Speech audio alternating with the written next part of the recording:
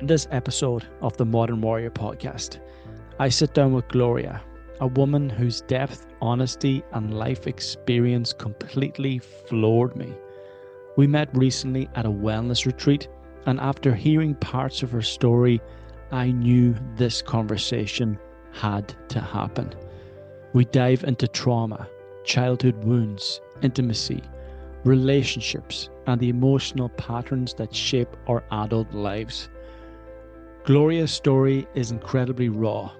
Growing up in a house filled with secrets and pain, yet somehow finding her strength and deep sense of purpose. This conversation shines a light on the hidden shame we carry, especially in relationships, and how it disconnects us from those we love and from ourselves. If you're ready to go beyond surface level talk and explore what healing really looks like, this is for you. Let's dive in.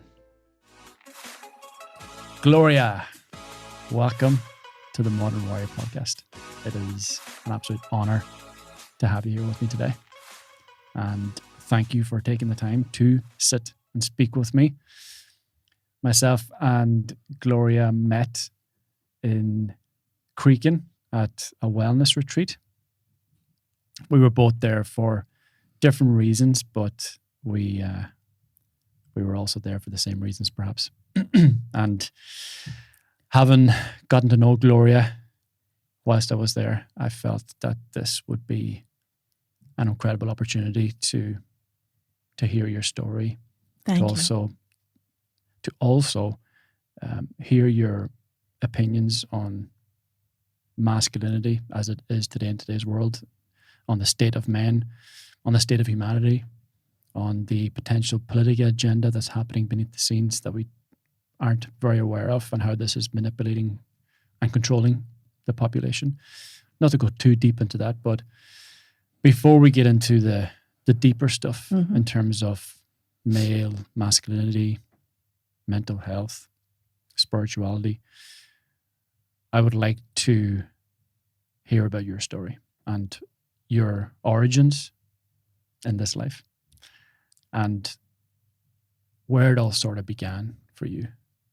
Go right back to the first line of the first chapter of this life. Thank you, Gavin. I'm really honored to be here, and I'm so really happy that we came together and met just a week or so ago, right? Yeah, about that. So, in this life. In this life, exactly. We always have to say "in this life," don't we? Yeah. And I'm happy to tell my story because it's interesting to me how our early circumstances dictate the course of our lives. And I'm one of the people who gets to say, I had the benefit of having an unhappy childhood. It was tough. And I grew up in the southern part of the United States. I was an only child of two very, very unhappy people. And from the time that I was young, I was given the sense that I had to save these two people, and that surely someone knew how to save people and make people happy and make things better. And it was my role to figure it out. I mean, I knew that from age 3 and 4. My parents were both very serious alcoholics who managed to pretty much hide it behind their day-to-day roles. And so there were lots of secrets in our lives. And I was scared, I was sad, but I felt really powerful for some reason at a very early age. So I taught myself to read when I was 4. And the safest place in my house was the bottom of a linen closet. And I learned to read the Bible, autobiographies, whatever I could about human nature and living. And my best friend was Jesus. So I would go into the bottom of this linen closet and read huge, vast tomes when I was, 4 and 5 years old. And it felt like a pretty important mission.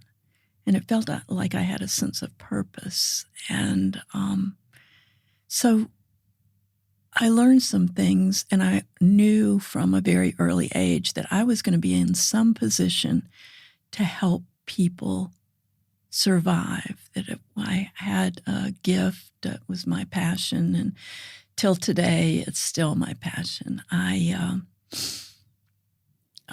My dad was gay in the South in a time where people weren't very accepting of gays, and we had to keep it undercover. And my mother was very angry at that. And he would disappear for weeks at a time. So I would emerge and call hotels and try to find him. And I would find him, and then he'd come home, and my mother and dad my mom was so angry. I didn't really know what was going on then. But I felt like I had to protect my father. So there would be battles night after night with beatings and screaming and attacks on my character, and the feeling, not the feeling, but the message that I wasn't valuable, that I would never be attractive, that I wasn't enough. So my self-worth, I think, came from my mission to figure out how to help other people and make people happy and save these two very sad beings. And I don't know that I saved them. They were quite unhappy for most of their lives. And I thought I couldn't get away. Oh my gosh, how am I going to have a life? Because they would say, we can't survive. We can't survive without you. And so when I was a teenager, I would set my alarm clock and get up at 3 o'clock in the morning and secretly apply to colleges. And I got accepted to some pretty distinguished schools. And so even though they said I couldn't leave, that was my ticket out. And I was going to study psychology, which was a relatively new kind of profession in those days. And I was very fortunate. I got scholarships and was paid to go to school in honors and whatever, or I wouldn't have been able to do it. So that was the early part of my life. But there were other things that went on in the early part of my life that I had to keep secret. And one of these situations you and I discussed when we were together last week. And we talked about shame and guilt and, the sources of shame that we protect in relationships or with the rest of the world. We don't want people to know that there were 4 football players next door who would take me and into a dirt basement and sequentially rape me. And this happened many times. And I'm thinking, how do I keep this secret? How do I stop this? I was maybe 8 or 10, and I didn't understand. And today in my work, I've heard so many stories, and you've heard so many stories like this. And so that's what happened to me. And all of those forces kind of shaped a person who was very strong, but also who felt not worthy of love. And that's my origin story. Why do you...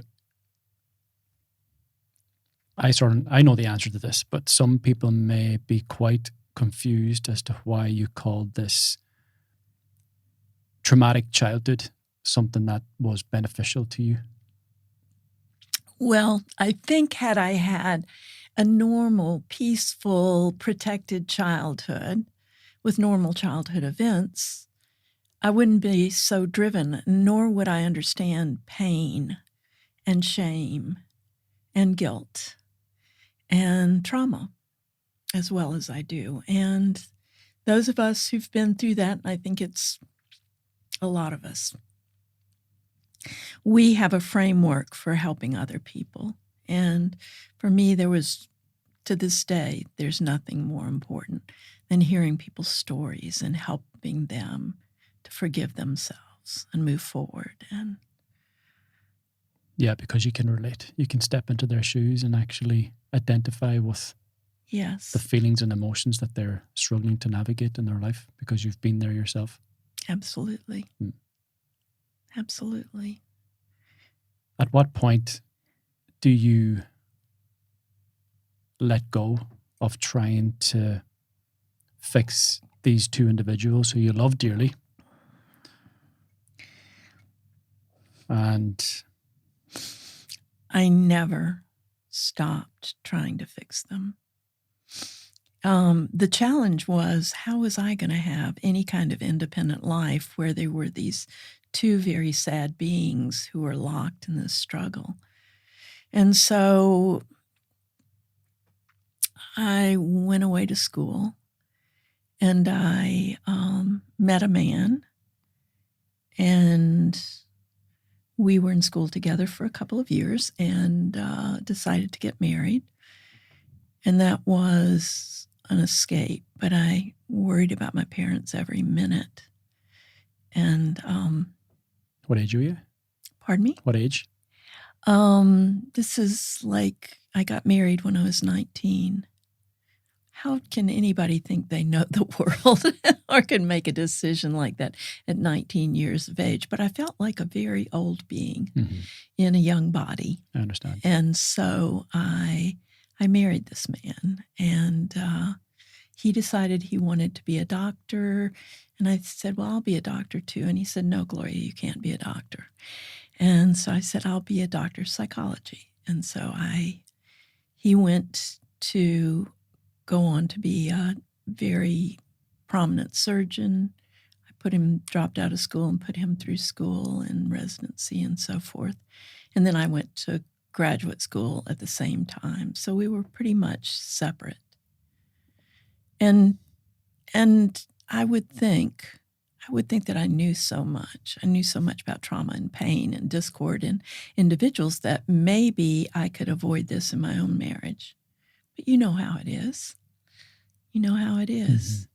And we start out, I think, in relationship, and I see this over and over again, in love, open, trusting, and then as time goes on, we hide aspects of ourselves because we never gotten over the original shame and guilt and so forth. So we can't bring that into something even as intimate as a marriage. We begin putting up walls and pretending to be something we're not. And my former husband was very handsome, and at the beginning of our marriage, his mother happened to come by when we were making love, and she found out, and he was horrified. And he told me, Gloria, this will never happen between us again. Shame From him. Yeah. And I felt a part of it. So I said yes. And I went on a journey to just be more and more externally perfect and support him and be a fabulous wife and so forth. But meanwhile, he had his shame and his sense of inadequacy and whatever allowed him to have affairs with various people in the hospital because he was gone all the time at night and so forth. And I knew what was going on, and yet I stayed married to him. Do you know why?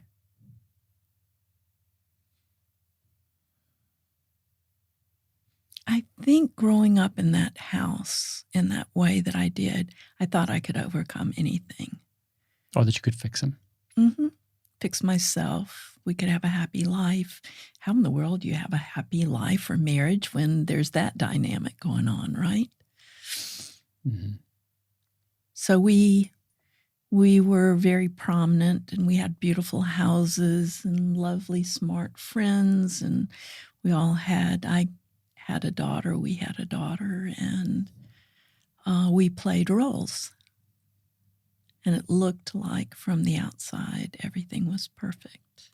And in the inside, I was so lonely and so sad. And I'd committed myself to this marriage. I was going to make it work. And all the secrets again, isn't it? Mm-hmm. All the secrets.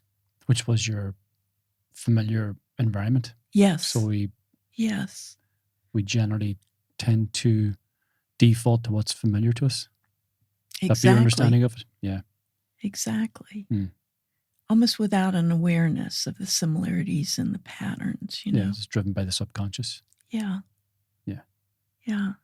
It's your husband is resembling similar behaviors as your father did, where your father would leave and possibly had relationships outside of the marriage. And then we'll come back, just as your husband was having relationships outside of your marriage.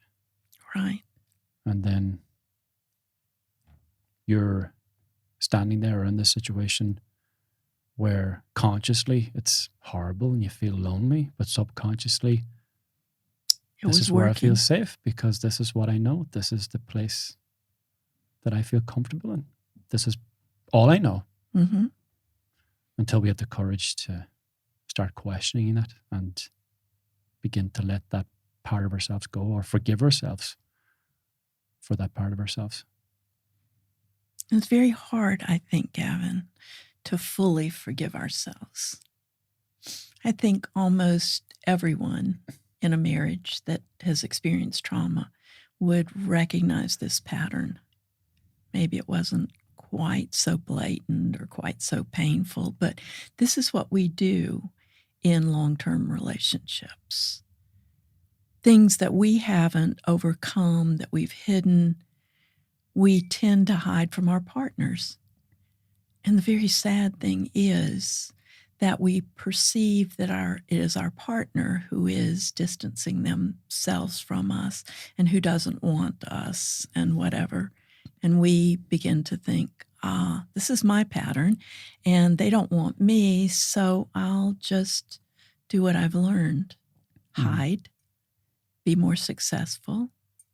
Protect yourself with those external outlets. Yeah. And be dramatically lonely.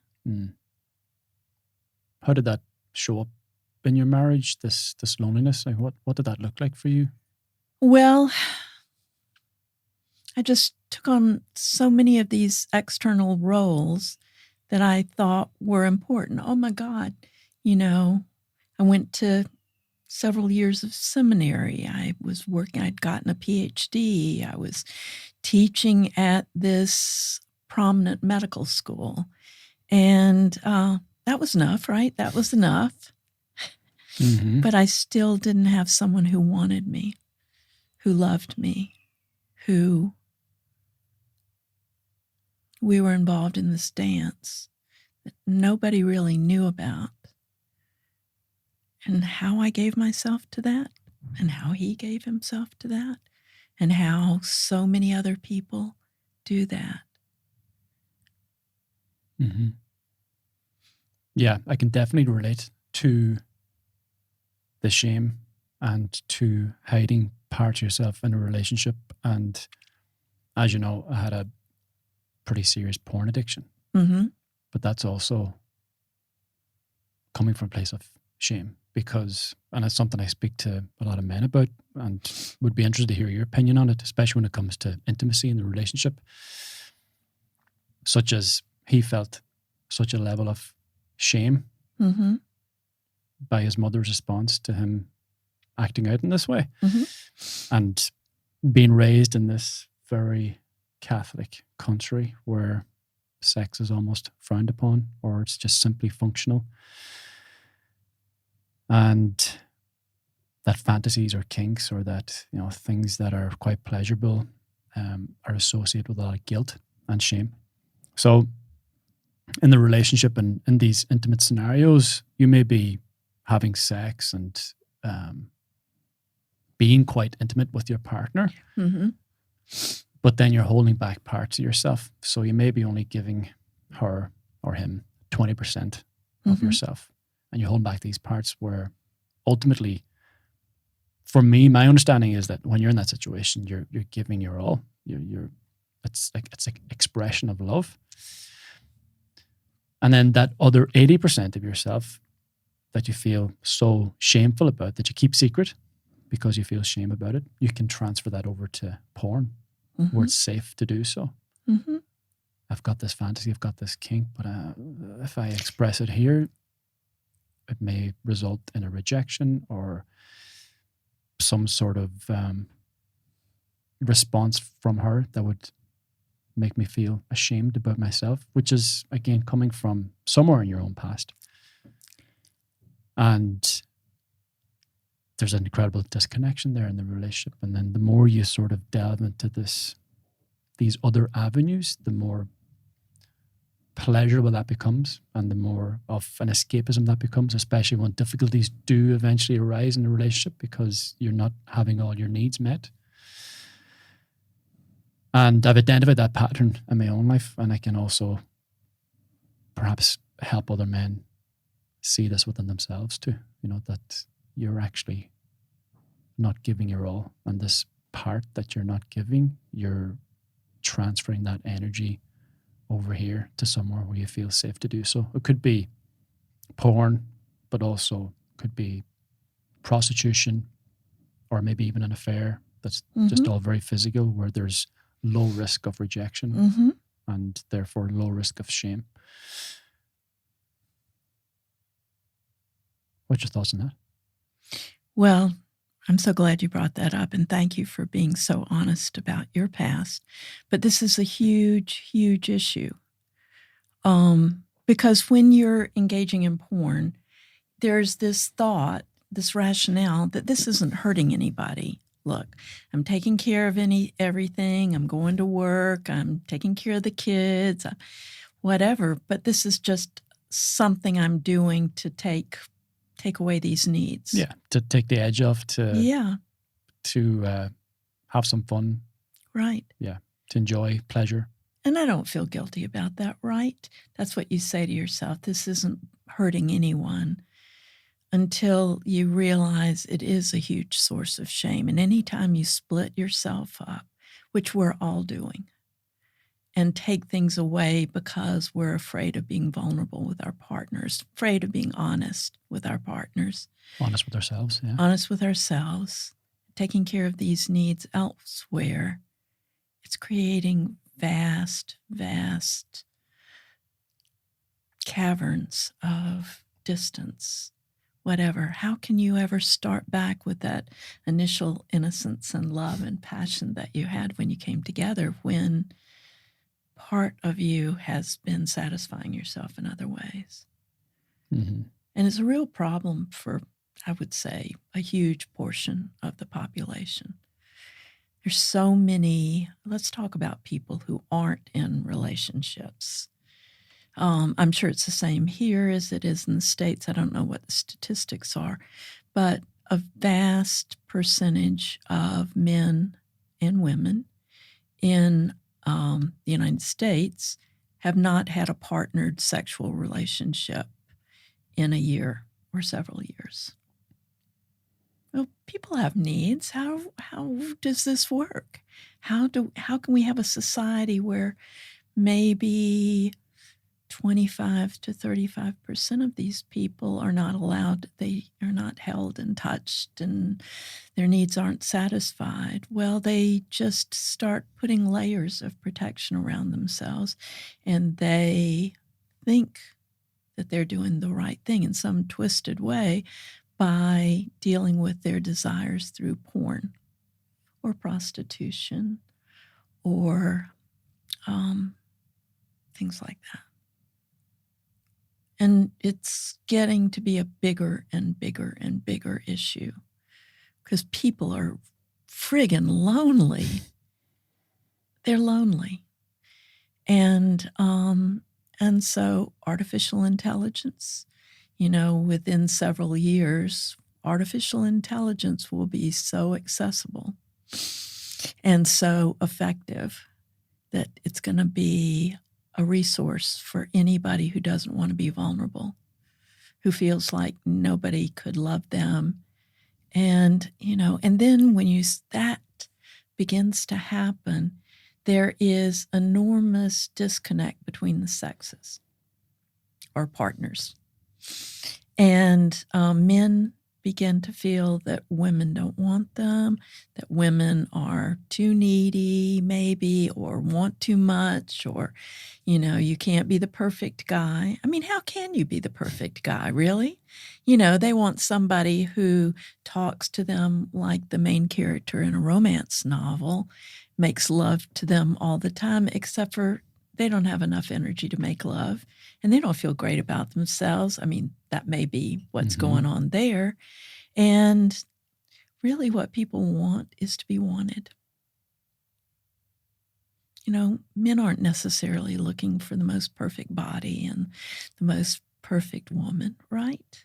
They True. want to be wanted. They don't want to have to tuck parts of themselves away, hide it, make up for it with these online events. Secrets. More secrets. Mm. And when you want to let your partner know, let's say, I need to let her know, or I need to let him know that this is going on. But when do you stop in the middle of a busy marriage, raising kids, and saying, I feel so vulnerable and I hate myself so much at a certain level that the only way I can be sexually satisfied is through porn or with somebody who doesn't know me, right? I mean, I think that's what I hear going on a lot. Yeah, that makes sense. What incredible courage it would take to have that conversation with who somebody. Has it? Yeah. Mainly they get caught. Yeah. And then there's a horrible feeling on the partner's side that they've been betrayed. Which then the man feels horrible about because he takes responsibility for hurting this woman through his behaviors and actions, which were not completely intentional. That was driven from a place of pain, shame, that he was possibly and probably unaware of as well. Most of these men, such as I wasn't aware that this was driven from a place of shame. I wasn't stopping and asking myself these questions in terms of, why am I in this webcam chat room every single night? What's drawing me in here all the time? I never stopped because the pleasure was just so intense. And it was ultimately something that took me away from the cold, hard reality of my existence and the life real life. So until you get caught. Till you get caught. And then it's more shame. And there's depending anger, on how your partner reacts. Yeah. There's anger on part of the partner and you feel guilty and how I'm going to make it up. And then how do you go back and have that conversation and say it's... Yeah. How could you do this to me? How could you do this to me? I did this. I'm a bad person. You're a terrible person. I'm a terrible person, right? Right. And you go deeper and deeper into the shame.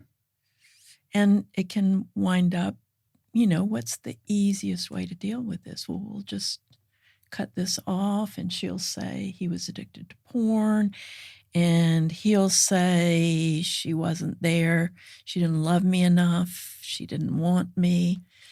And there we have it. And yet that wasn't what happened necessarily at all. On the surface, that was it. But that was it. That's the short story. That's the cliff notes to what happened in that marriage.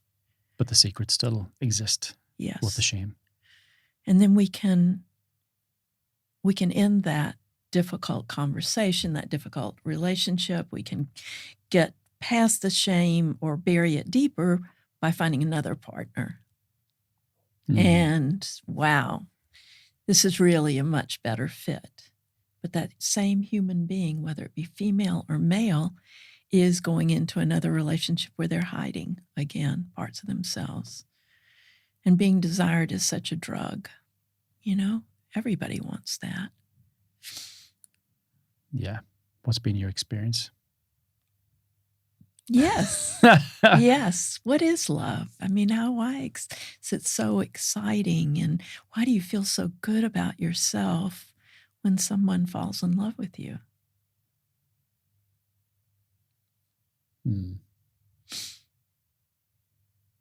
You're receiving something you've never had before. They're mirroring back the love that you have within, helping you remember who you are until you eventually forget as you begin to hide. Yeah. Because you start to compromise parts of yourself as well in order to keep this person in your life, in order to keep this good feeling going. And through the compromisations, this is where, of course, things start to break down. Yes. Resentment starts to build, anger. And who's going to help you deal with this? Who's talking to men and women? My experience, by the time people get to my office, couples, one person's already left the marriage and they're coming in just to satisfy some kind of check some box before they get divorced or whatever, right? Just to show that they've tried on some level, just to satisfy any type of guilt they may feel from leaving the relationship. Is that it? Whereas deep down they've already made the decision. Well, they don't really want to reveal themselves. They don't want to open up about what's going to happen in the next relationship because the same thing will happen to a certain extent. Wherever you go, you take yourself with you. Yes. And if you're hiding parts of yourself and you have walls up, protective walls, then that's a great asset. You'll go into the next relationship playing a part that looks, hey, that looks great. Oh, I feel so strong. I feel differently about this person. But most of the time, the patterns will repeat themselves. And so we really have to be vulnerable and open and really look at ourselves. We can't be in a marriage or a partnership or a life and always be pointing the finger at the partner, right? And that's what we do. And if I had $1 for every woman who comes in and say, well, I watched a podcast and I have realized that my husband or my partner is a narcissist. Right? Yeah. Yeah. It's like, oh, really? Yeah. Everybody's saying that about their partner. What about you? And why did you fall for someone who is a narcissist? And what makes him or her a narcissist? And before narcissism, people were coming in saying she's borderline or he's borderline because that was the state of the times at that point. Yeah. No, it's narcissism. This is the new trend now, is it? Yeah. Well, how often do you hear that? Yeah, a lot. Yeah, a lot with the men you work with? With the men, yeah. I mean, it's so easy to point the finger and blame their partners, blame the woman. She's not showing up. She's not being sexually active. She's not doing this. She's not doing that. Well, what do you do? I had a conversation with somebody today who's having difficulties in being intimate in his relationship and telling me that his sex drive has diminished. And then he tells me about the situation at home and his wife is, being a mother and being the caregiver, being the, taking care of the family, and that he's unable to access this other side of her, then being the wife, being the intimate partner. And he travels for work, and then when he travels, all of a sudden he's tempted to do other things. And I'm asking, well, is this your sex drive, or is this you, or is this us? Is it that you're actually not transferring this energy or pouring your energy into the relationship? You're taking it away again and pouring it somewhere else because you're getting an immediate fix over here, potentially immediate fix over here. Whereas over here, it's probably not going to be an immediate fix. It's probably going to take a bit of work, a bit of hardship, a lot of difficult communication in terms of expressing your needs, your wants, putting yourself in a vulnerable situation where you are unhappy about certain aspects of your relationship, that your intimate needs are not being met. It's like, wow, that's daunting. It really is. And you have to deal with things like laundry and the mortgage and kids and... Which he's doing all, again, this guy is the breadwinner. He is the protector, the provider. Oh, he's doing a great job. So he's doing a great, yeah. What's this, and I'm dealing with this over on the side. Yeah. Porn is over on the side. Other relationships are over on the side. Mm-hmm. It's not affecting my family. Mm-hmm. I'm still giving them everything I have. And yet we're compromising ourselves when we do that kind of thing. Yeah. We never know. We never really know how much damage we're doing to ourselves that just will grow and grow and grow. Mm-hmm. I'm giving them everything I have. What exactly is that? External materials? Well, home. I'm working hard. I'm paying the mortgage. I take the kids out to the zoo on the weekends, but it's almost like a have-to list. I have to do this, and it's all very logical and all very surface level again. Yeah. But are you giving them your love, your full presence? Because if there's difficulties beneath the surface, those difficulties will arise and present themselves in various ways in your relationship or with your family, where you actually show up with anger or resentment, or I'm doing all this, and you're heading towards burnout because you're running on empty, and then your needs aren't being met in the relationship, and then all of a sudden somebody else may step into your life and the partner knows it. Yeah. Don't you think the partner generally knows it, even if they don't know it? Mm-hmm.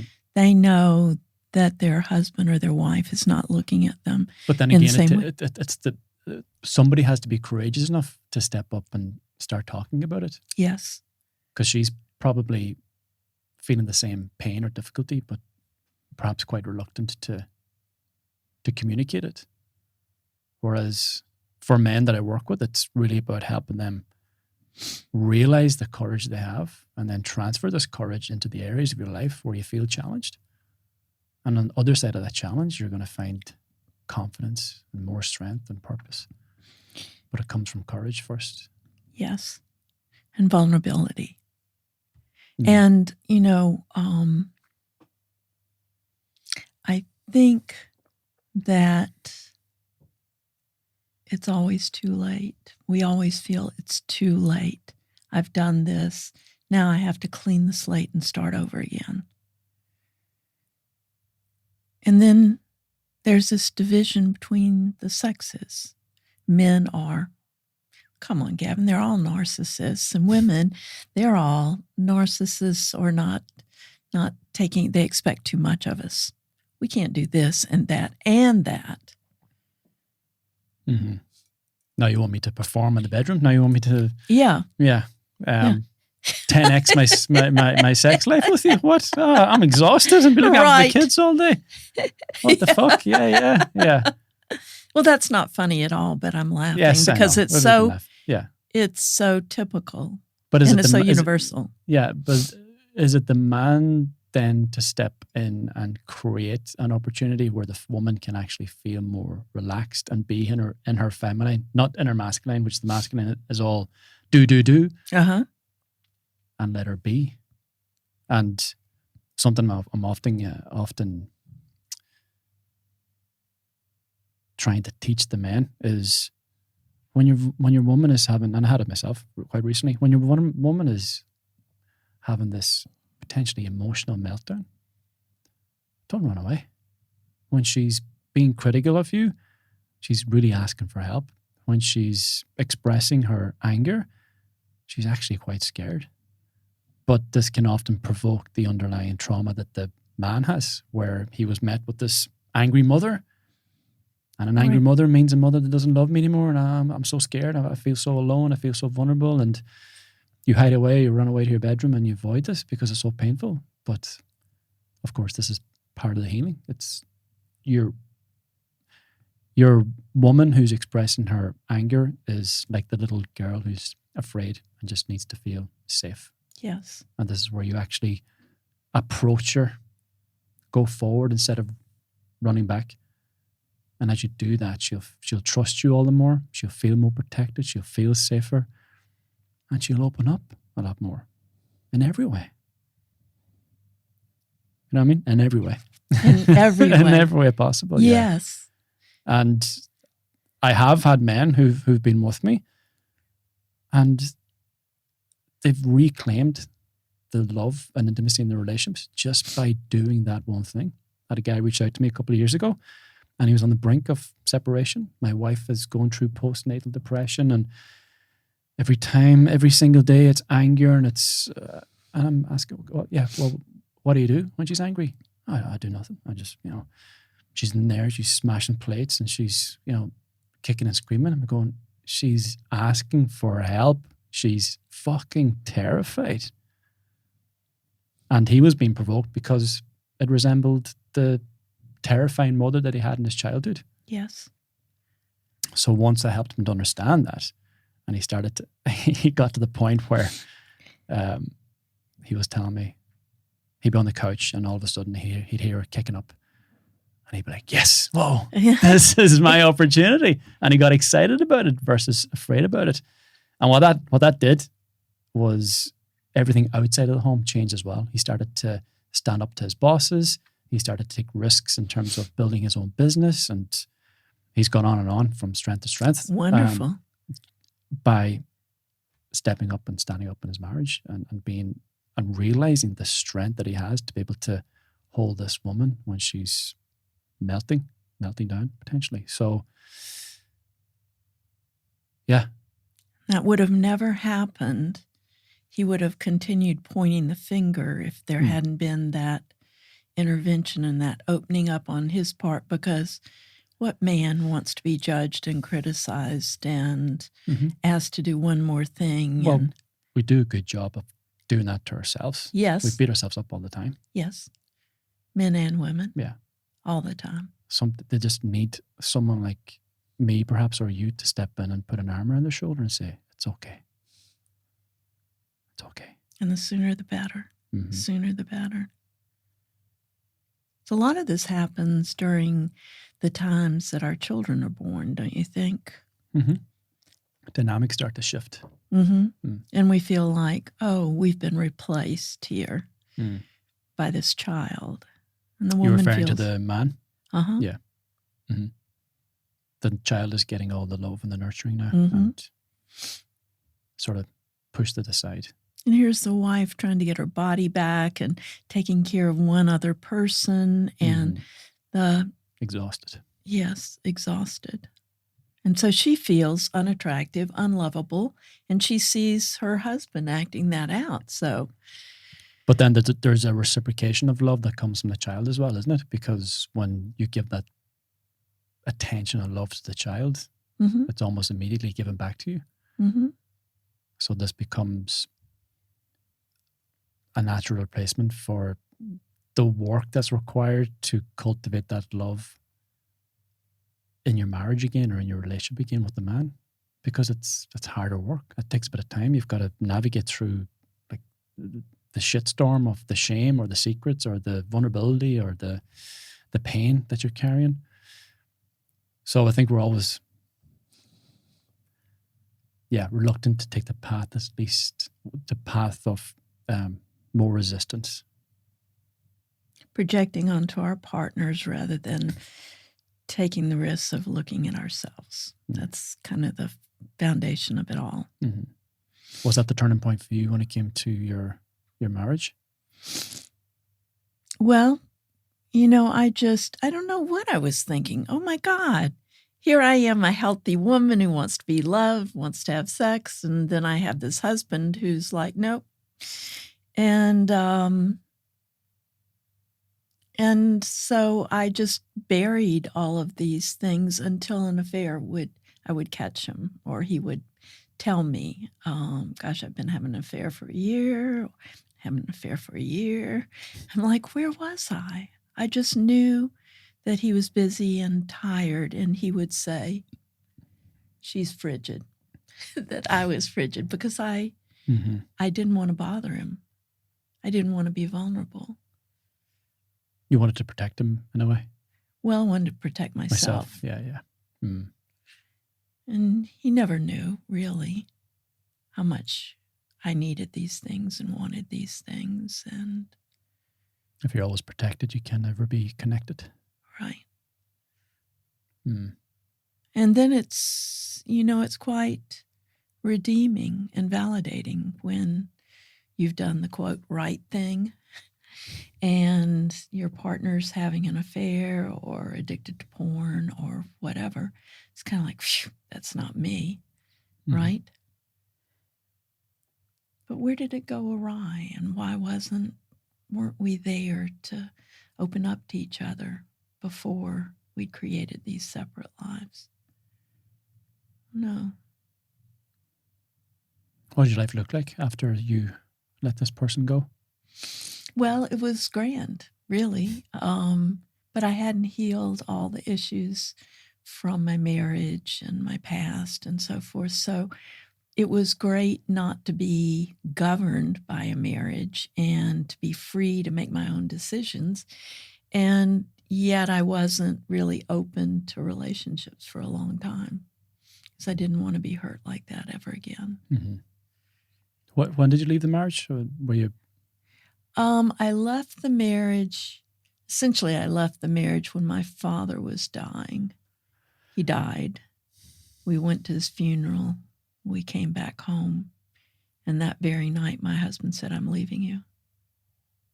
And I thought, if my husband could do that to me when the person I loved most in the world had just died, he never loved me at all. And he had been waiting just until my father died so that he could leave without leaving in the midst of all that. Okay. Or without having to reap the repercussions of a backlash from your father, potentially, yeah? Or not from my father, but from me, because this is the only time I really needed this dude. Okay. And because I had become so independent and so invulnerable. Mm-hmm. So then it took me a long time to be able to say, this is what I need and I want. And so it's quite different now. Yeah. Mm-hmm. I haven't remarried, but I've enjoyed relationships with men. Part of me isn't healed, or else, there would probably be another marriage or another long-term relationship. Yeah. How's that healing process?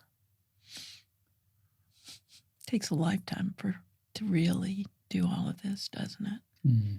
I mean, we can work through layers of it, but it's still there with us. That subconscious is still speaking to us and saying those things. It isn't safe. It isn't safe to trust a man. And I'm not truly lovable. Forgiveness is the key, or is it something else? Well, forgiveness is essential. Forgiveness for him, forgiveness for myself, but also loving myself, You have to love yourself again to feel that someone else can love you, I think. Which is done by being with yourself. Mm-hmm. Not always saying it's out there. It's out there. It's within me. Mm-hmm. Has this been the turning point for you in the last couple of weeks, or no? There's been something else? This has been a work in progress. Mm-hmm. Along with something else, and then something else, and something else. Yes. And so, what's going on between men and women now, we're talking about partnered marriages and partnered relationships right now. But if you get away and you talk about how men and women are, are coming together and why they aren't together and why there's porn and why there are affairs and they're together, but they're separate. polyamory and everything that's going on now is because people feel that it's safer. It's safer. Well, we've been given a safe avenue, whereas before there wasn't this path to venture down ever since the rise of the internet. Mm-hmm. I'm sure there's been plenty of marriages pre-internet that went through a lot of struggle, but they hung in there. How many of your clients are actually talking to their wives or their partners about how compelling and attractive porn is? How many of them? Not many. Not many. No. If we just say the word porn, that means wrong, right? Mm-hmm. That means I'm bad. Somebody's going to get angry at me and whatever. Do you think porn has a helpful place in society these days? And you were going to ask me this question. You did? Because you asked me something similar a few weeks ago. It depends on the intention behind it. So, again, for me, if it begins to replace the relationship, that's where it's a problem. Mm-hmm. If it's potentially used to complement the relationship, then, okay, maybe there's something in this. Mm-hmm. Because there's couples that I know that watch porn together. Mm-hmm. And who are we to judge? Women who haven't been in a relationship for years use that as a vehicle for expression, and men the same thing. And what I'm wondering is, why aren't women and men coming together? Why? But then if you're watching porn as a way to express yourself when you are out of a relationship, it sort of satiates that desire or want to pursue a relationship or to open yourself up. I don't think you should pursue anything, but that's something else. To open yourself up to the potential of a relationship. Because what do I need a relationship for? I can do this, I can satisfy myself here. And what again, it's going back to that thing you mentioned. Well, why would I need a man? Mm-hmm. A man? Why would I need a woman? Why do I need to be in a relationship? Mm-hmm. So much trouble. And again, with the rise of AI, you will have. This is going to be a big deal. Thing, I'm not going to call it a woman or a man, but you have a thing there that seems so real and so perfect that why would I bother going through the trials and tribulations of a relationship? It's like, well, you go through the trials and tribulations so you can improve yourself, grow, progress, become more loving, compassionate. You have a perfect partner. Like, what is there to gain from perfection? What is it to work on? What is there to improve on? And as you've been saying, the partner is, or whatever the partner is going through, is a reflection of you, reflecting something back to you for you to work on. For example, whenever she's having an emotional meltdown and you run away, you stop and ask, oh, why am I running away from this? What's that about?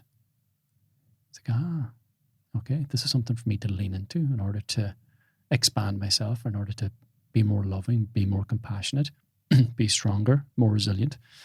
But if you have an AI robot that never has a meltdown, you're stuck. It's going to be a huge, huge issue, growing issue for society. Yeah, it already is. Right. But it's rising, yeah. And porn and the sex industry is such a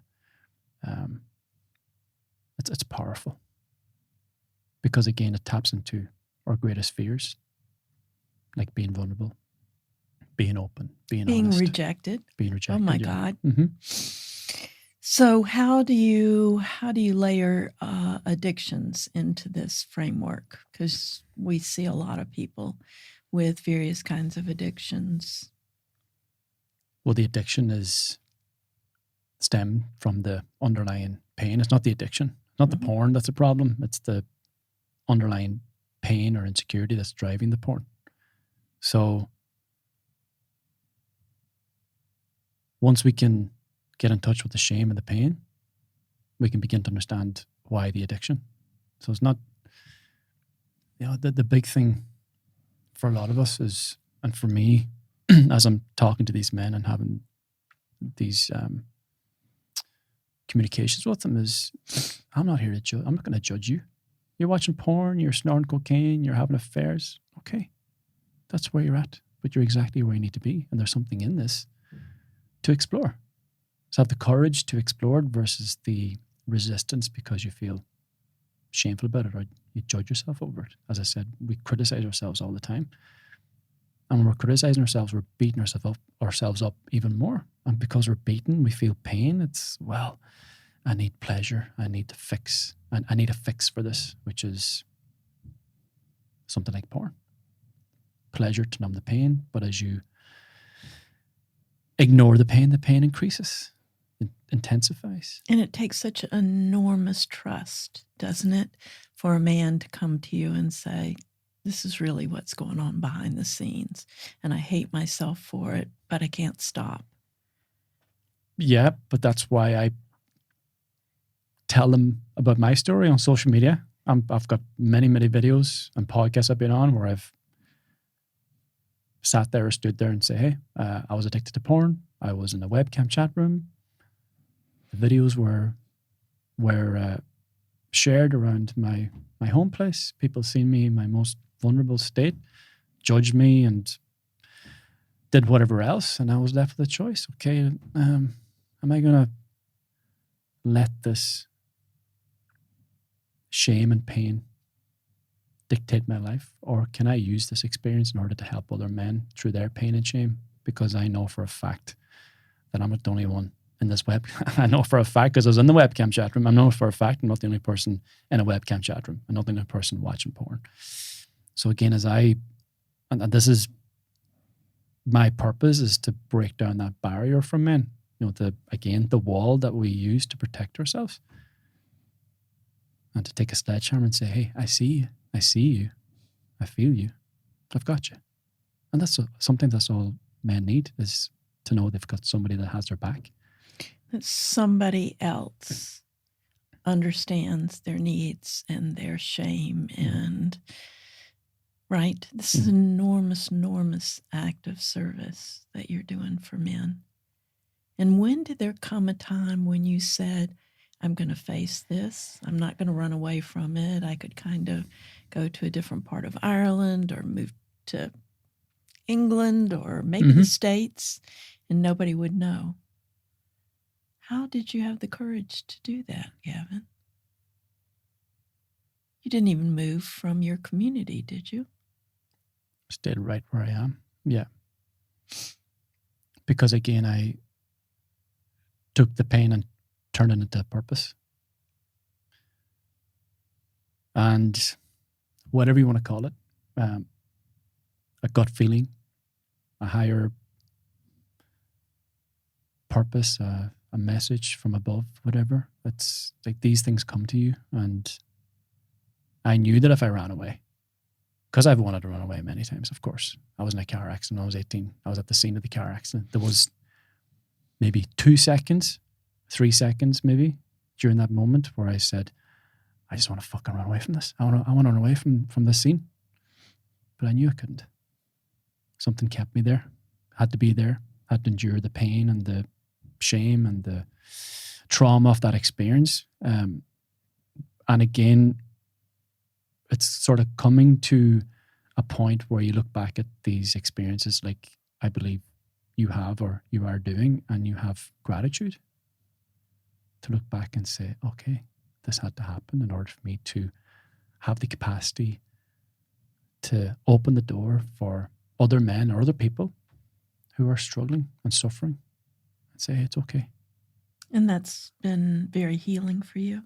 It's been healing for me, but of course my journey continues. I'm not fixed. I'm not enlightened. I'm not. You're not free from the shame and guilt and pain. Freeing myself from the guilt and shame and pain. Yeah, it's a process.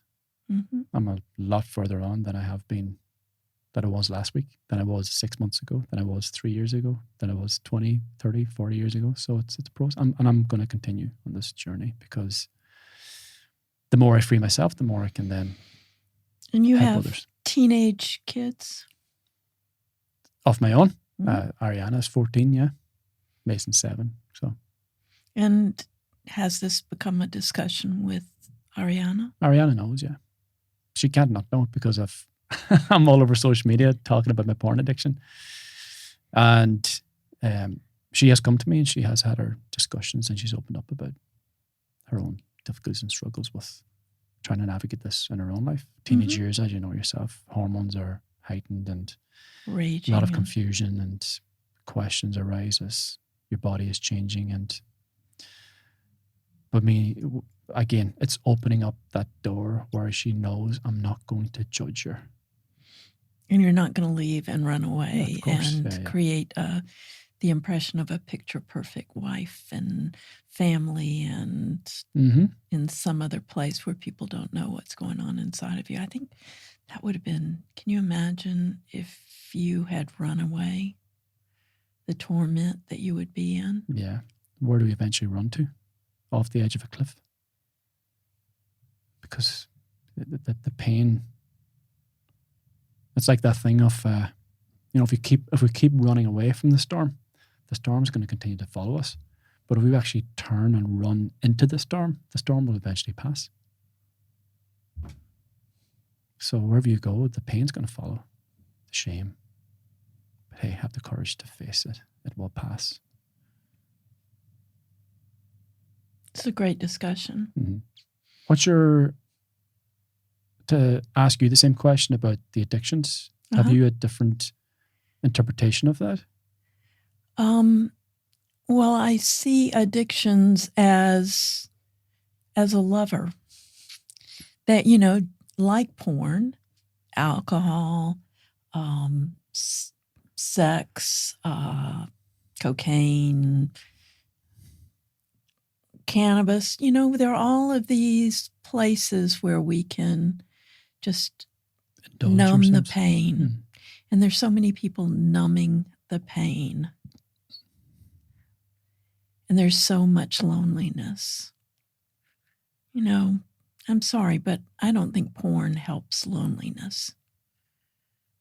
What do men think about women? Or there aren't women out there who want them?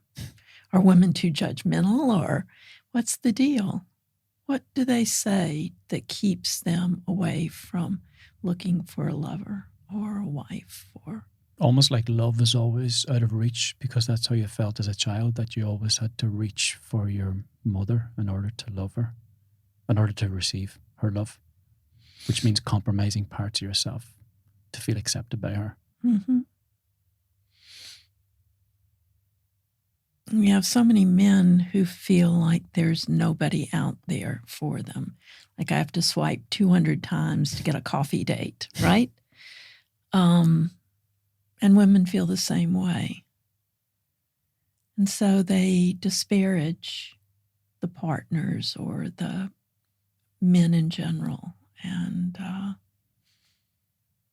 we have to watch when we're doing that we're disparaging an entire class of people, saying that they aren't able to fill our needs or to love us, right? What's the first step? First step is admitting to yourself that you are lonely, that you do want to be held, that you do want to be wanted, right? And just opening yourself up to meeting people and understanding. I love to go places and hear stories from other people, men, women, everybody. And that's what my life is like. I can go to places and understand people and watch and learn And when you listen to other people's stories, there's a healing for yourself, I think. Mm. But I do know that there are so many frightened people, so many protected people, that we're getting into the dangerous zone as a society. Danger zone is saying that men, for women who are attracted to men are corrupt, men are not emotional, men are selfish, men are narcissistic. I would rather be protected than be vulnerable to a male. And the rebuttal from the male is, what does the male say to the female society? Something similar. Mm-hmm. She's going to expect too much. Mm-hmm. She can't really love me. And so we have porn, and we have a whole array of sexual tools that seem to be growing. And as loneliness grows, yeah. As loneliness grows. So I think loneliness, we have to accept that loneliness is at an epidemic proportions in society. Mm-hmm. And loneliness is not cured by human connection. Not necessarily, but protecting ourselves from human connection doesn't protect us from loneliness either. Mm-hmm. That's the flip side. It's more about connecting to yourself, which means being honest with Mm-hmm. yourself. Mm-hmm. Because once you can identify your needs, your wants, your shame, your secrets, then you can begin to present those, or again process those through your healing, which reconnects you with yourself, to the truth of who Mm-hmm. you are.